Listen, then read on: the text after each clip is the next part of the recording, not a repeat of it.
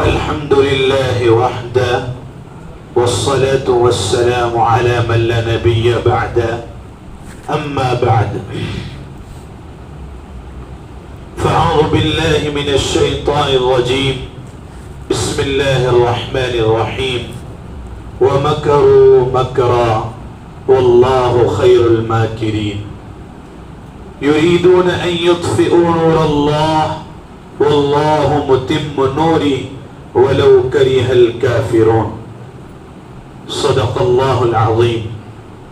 قرآن کریم کی ایک آیت میں نے آپ کے سامنے پڑھی ہے وَمَكَرُوا مَكْرًا۔ جب سے دھرتی بنی ہے تب سے اور جب تک رہے گی تب تک اسلام کے خلاف آوازیں آتی رہے گی اور اسلام کے خلاف تدبیریں بنائی جاتی رہے گی۔ مقصد یہ ہوگا لِيُطْفِئُوا نُورَ اللَّهِ کہ اسلام کا جو نور پوری دنیا میں چمک رہا ہے، جو ہر ایک کے دلوں میں جگمگا رہا ہے اور ہر ایک کے سینے میں اسلام کی حقانیت اچھل رہی ہے، کود رہی ہے، لیکن وہ اپنے منصب اور اپنے عہدوں اور اپنی حکومتوں کو بچانے کی خاطر اس چمکنے والے اور اس نور کو ظاہر نہیں کرنا چاہتے ہیں۔ اللہ رب العزت اس نور کو چمکانا بھی چاہتے ہیں اور پوری دنیا میں ظاہر کرنا بھی چاہتے ہیں۔ واللہ متم نوری ولو کرہ الکافرون، گرچہ کافر لوگ اس کو ناپسند کریں، اللہ اپنے دین کا کام کرنے ہی والے ہیں۔ حضور نے پیشن گوئی دی ہے وَلَا بَيْتُ مَدَرٍ وَلَا وَبَرٍ إِلَّا أَدْخَلَهُ اللَّهُ الْإِسْلَامِ، ہر جگہ اسلام آ کر رہے گا۔ ابھی ہمارے سامنے جو مسئلہ ہے وقف کا مسئلہ ہے۔ وقف ایک عربی زبان کا لفظ ہے، اس کے معنی آتے روکنے کے، اور علماء نے وقف کا مطلب بتایا ہے کہ انسان اپنی پراپرٹی،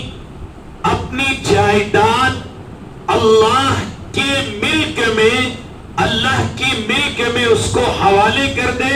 روک دے، انسان کا اس سے کلی اختیار ختم ہو جاتا ہے۔ یہ زمین مسجد کے لیے آپ نے دے دی، اب دینے والے کا اس میں کوئی اختیار نہیں، اور جن کے لیے دی نمازی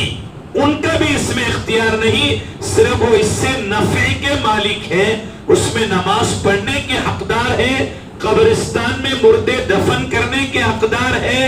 اور زمین کی ملکیت اور زمین میں انٹرفیئر کرنے کا نہ مالک کو اختیار ہے، نہ جن فقیروں اور ضرورت مندوں پر وہ زمین وقف کی گئی ہے ان کو اختیار ہے، بلکہ فقہاء کہتے ہیں لا یباع، اس کو بیچا نہیں جائے گا، ولا یورث، اس میں میراث جاری نہیں ہوگی، ولا یوہب، اور اس کو ہدیہ اور گفٹ کوئی دے نہیں سکتا، کوئی ٹرسٹی اور کوئی ذمہ دار بھی اس میں انٹرفیئر نہیں کر سکتا۔ یہ اسلام کے وقف کی حیثیت ہے۔ اب موجودہ حکومت یہ چاہتی ہے کہ اسلام کے اوقاف اور جتنی بھی زمینیں ہیں ان کا جو ایک اسلام کا خاص نظریہ ہے کہ انسان ان سے نفع کا مالک ہے، انسان مرنے کے بعد بھی اس کو نفع پہنچے گا، اگر اس نے وقف کیا ہے تو اس کو ساری چیزیں کا ثواب ملے گا۔ حکومت یہ چاہتی ہے کہ ان اوقاف کو اپنے کنٹرول میں لیا جائے اور نام دیا جائے حفاظت کا، لیکن قرآن نے کہا أَفَمَنْ زُيِّنَ لَهُ سُوءُ عَمَلِ فَرَآهُ حَسَنًا، اگر مٹھائی کے ڈبے میں پاخانہ رکھ کر دے دیا جائے تو وہ مٹھائی کے ڈبے سے وہ پاخانہ مٹھائی نہیں بنتا۔ اسی طریقے سے اپنے ہاتھ میں لے کر مسجدوں کو مندر کو قبرستان کو کسی اور جگہ میں استعمال کرنا چاہیں گے۔ اسلام نے ایک وقف کا جو تصور دیا ہے کہ انسان کے مرنے کے بعد بھی انسان کو ثواب ملتا ہے، آپ نے کوئی زمین وقف کی تو مرنے کے بعد بھی ثواب ملے گا، اس سے نفع اٹھایا جاتا رہے گا۔ تو اسلام کے اس نظریوں کو اور اسلام کے اس سسٹم کو ختم کرنے کی کوشش کی جا رہی ہے۔ پھونکوں سے چراغ بجھایا نہ جائے گا، فانوس بن کر جس کی حفاظت ہوا دعا کرے وہ شمع کیا بجھے جسے روشن خدا کرے.